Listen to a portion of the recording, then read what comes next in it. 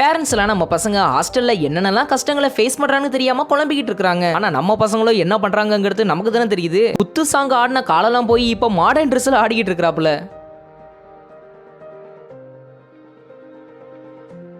இது ஸ்கூலா இல்ல பார்க்காடா ஒண்ணுமே தெரியலப்பா. ஆனா எல்லா கேங்லயும் இப்படி ஒரு பசங்க கண்டிப்பா இருக்க தான் செய்றானுங்க. கண்டிப்பா சிங்கிள்ஸுக்கு அழிவில்லைன்னு தான் சொல்லணும். சரி, ஸ்கூலை முடிச்சாச்சு. அடுத்த கட்டமா காலேஜுக்கு போய் விறுவிறுன்னு இறங்கின நம்ம பசங்க காலேஜ் கிளாஸ் ரூமுக்கு போய் கல்யாணம் பண்ணிருக்கானு பாத்துக்கங்களேன். ஐடி கார்டை மாத்தி மாத்தி மாட்டிக்கிட்டு மாங்கல்யம் தந்து நானே போட்டிருக்கானுங்க.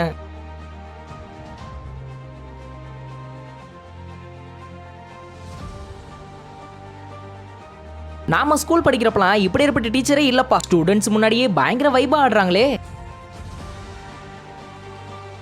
இது மட்டும் இல்ல, ஸ்டூடெண்ட்ஸ் கூட ஜாலியா பழகிக்கிட்டு அவங்க கூட ரீல்ஸ் எடுத்து அதை இன்ஸ்டாகிராம்லயே போஸ்ட் பண்றாங்க. இது மட்டும் இல்ல, ரைம்ஸை டான்ஸ் மூலமா சொல்லி தராங்கன்னா பாத்துக்கங்களேன்.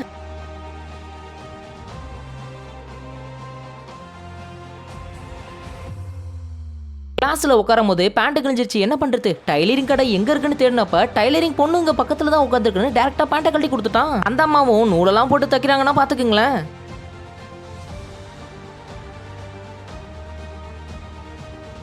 பொதுவா இது மாதிரியான பிராங்க்லாம் கேர்ள்ஸ் பண்ணி தான் நீங்க பாத்திருப்பீங்க. ஆனா இதுல ஒரு பாய்ஸை ட்ரை பண்ணி பாத்துருக்காங்கன்னா பாத்துக்கங்களேன். அதுக்கு நம்ம பையன் கொடுத்தா பாருங்க ஒரு ரியாக்ஷன். மூஞ்சில 3000 வருஷம் ஆம தெரிஞ்சாலும் மனசுக்குள்ள கொடி கட்டி பறந்துருப்பாப்பா.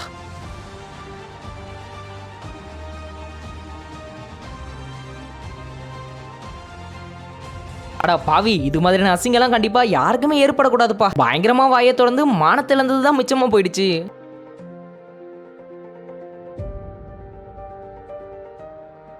கிளாஸ் ரூம்ல கூட இந்த அளவுக்கு கூட்டம் இருக்காது போல இருக்கு. ஆனா டியூஷன்ல இந்த அளவுக்கு கூட்டம் இருக்கு. இதெல்லாம் தாண்டி இன்னொரு பையன் ஒரு கட்டம் மேல போய் எல்லாரையுமே திரும்பி பார்க்க வச்சிருக்கான். சின்ன இடம் கிடைச்சாலும் போதும், படிக்கிற பையன் எங்க இருந்தாலும் படிச்சுப்பான். ஸ்மார்ட் கிளாஸ்ல பொதுவாவே போனோட அவசியம் கண்டிப்பா இருக்கும். இதுல 1-2 போனை சார்ஜ் பண்றது தப்பு இல்ல. ஆனா ஒட்டுமொத்த போனும் இந்த இடத்துல தான் சார்ஜ் ஏறுது. இது கிளாஸா இல்ல பவர் ஸ்டேஷனா? நம்ம பசங்க பிட் அடிக்கிற டெக்னாலஜியை பார்த்தாலே அது வேற லெவல் தான் சொல்லணும். என்னமா யோசிக்கிறானுங்க பாத்தீங்களா? இதுவே பொண்ணுங்களாம் ஈஸியா பிட் அடிச்சுட்டு போயிடுறாங்கப்பா. அவங்கள கண்டுபிடிக்கிறதே இல்ல.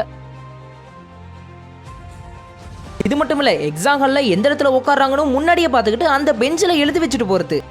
ஆனா இதுவே பொண்ணுங்க ஐடி கார்ட்லயே எல்லாத்தையுமே முடிச்சிடுறாங்கப்பா. இந்த பிட்டை யார் கிளாஸுக்கு எடுத்துட்டு போறாங்களோ அவங்களுக்கு லைஃப் டைம் செட்டில்மெண்ட்ங்கிற மாதிரி தானே இருக்கு. கிளாஸை பயங்கர சீரியஸா டெரரா போய்கிட்டு இருக்கிறப்ப இந்த சீரியஸ்னஸ் எதுவுமே தெரியாம ஒரு பொண்ணு முறுக்கு சாப்பிட்டுக்கிட்டு இருந்திருக்கு. அதையும் கூட கரெக்டா வீடியோ எடுத்துக்கிறாங்க. இப்பெல்லாம் ஸ்கூல் பசங்க ஜோடி ஜோடியா சுத்திக்கிட்டு கிளாஸ் ரூம்லயே கேக் வெட்டுறதுலாம் ரொம்பவே சாதாரணமாயி போச்சு.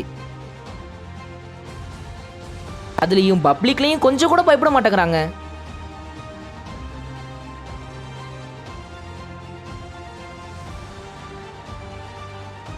ஒரு சில ஆயுதங்களை பார்க்கறப்ப அது ஹைடெக் வெப்பன் சொல்லுவாங்களே, அதே மாதிரி தான் இது பார்த்தீங்கன்னா ஹைடெக் பிட்டு தான். இது பென்சில் பாக்ஸ் உள்ள போனை மறைச்சிட்டு வந்து அதை பிட் அடிக்கக்கூடிய காலம் தான் இது. எக்ஸாம் ஹால்ல தெரியாத கொஸ்டினுக்கு ஆன்சர் பண்றதுக்காக இங்கி பிங்கி பாக்கி போட்ட காலெல்லாம் போய் ஏன் பிட் அடிக்கிறதையே பழைய டெக்னாலஜின்னு சொல்லி 4 ஆப்ஷன்ல கட்டம் போட்டு அதை சுத்த விட்டு இப்படி ஆன்சர் கண்டுபிடிச்சிருக்காங்க. மேக்ஸ் கொஸ்டின்ல இதுல இருக்கக்கூடிய நம்பருக்கு ரூட் வேல்யூ என்னங்கறத கண்டுபிடிக்க சொல்லிருக்காங்க. ஆனா நம்ம பசங்களோ டிராயிங் கிளாஸுக்கும் இங்கிலீஷ் கிளாஸுக்கும் மட்டும் தப்பா போயிருக்கானுங்க. ரூட்டுக்கு மரத்தோட வேற வெஞ்சிருக்கானு பாத்துக்குங்களேன். சரி, இங்கிலீஷ்ல தான் ஒரு கேள்வி கேட்கலான்னு பார்த்தா கடைசியில அதுக்கும் ஒரு டிஸ்ட் வைக்கிறானுங்க. கேபிட்டல் ஆஃப் இங்கிலாந்து என்னங்கறத கேட்டப்ப நம்ம பசங்க அடிச்சானுங்க பாரு ஆன்சர் ஈங்கறத. இதுவும் ஒரு வகையில கரெக்டான ஆன்சர் தானே. 10 வெஜிடபிள் நேம்ஸை எழுத சொன்னதுக்கு இது மாதிரியான கொஸ்டினுக்கு இந்த ஆன்சர் தான் வரணுங்கிறத யாருமே எதிர்பார்த்துக்க மாட்டாங்க. ஆனா நம்ம பசங்களோ நான்வெஜ் தவிர வேற எது பக்கத்துலயும் போறதே கிடையாது.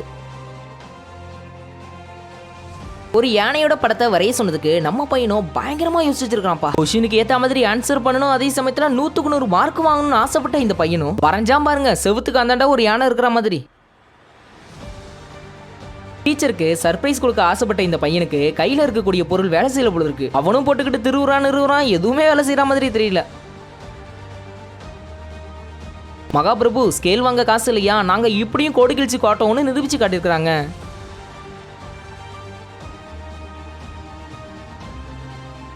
ஸ்கூல் படிக்கக்கூடிய பையனுங்களுக்கு பர்த்டே செலிப்ரேஷன்னா கண்டிப்பா இப்படிதான்ப்பா இருக்கணும். சாக் பீஸ்ல கேக்க வரிஞ்சு அதை கண்டினியூஸா அழைச்சி ஒவ்வொருத்தருக்கும் ஊட்டி விட்டுருக்கானு பாத்துக்கங்களேன்.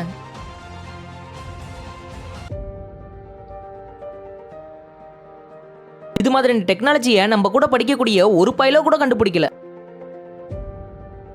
டேப்பை கொண்டு போய் நோட்ல ஒட்டி அதை கிழிச்சு அதை தண்ணியில நினைச்சு அதன் பிறகு இப்படி பிட்டா யூஸ் பண்ணிருக்காங்க.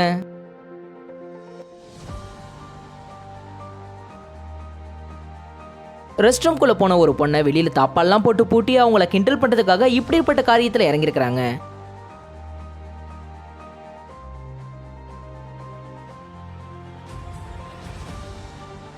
இந்த பெண் கதவை திறந்ததுக்கு அப்புறம் தான் தெரிஞ்சிருக்கு வெளியில இருக்கக்கூடிய எல்லாரையுமே இந்த பெண் பிராங்க் பண்ணிருக்காங்க. கிளாஸை கட்டடிச்சிட்டு ஹாஸ்டல்ல போடக்கூடிய ஆட்டம் ஒவ்வொரு ஹாஸ்டல் ஸ்டூடெண்ட்டுக்கு மட்டும்தான் தெரியும். இந்த வீடியோ பார்க்குற நீங்க ஒரு ஹாஸ்டல் ஸ்டூடெண்டா இருந்தீங்கன்னா இப்பவே இந்த வீடியோக்கு லைக் பண்ணிடுங்க.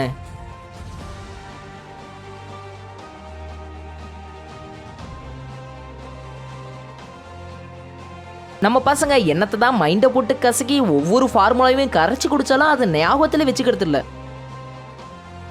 ஆனால் கிளாஸில் இருக்கக்கூடிய படியில் இப்படி எழுதி வச்சுட்டா அவங்களுக்கு எப்படி மறந்து போகும்? இந்த படி வழியால் ஏறி போய் தானே கிளாஸுக்கு போகணும்.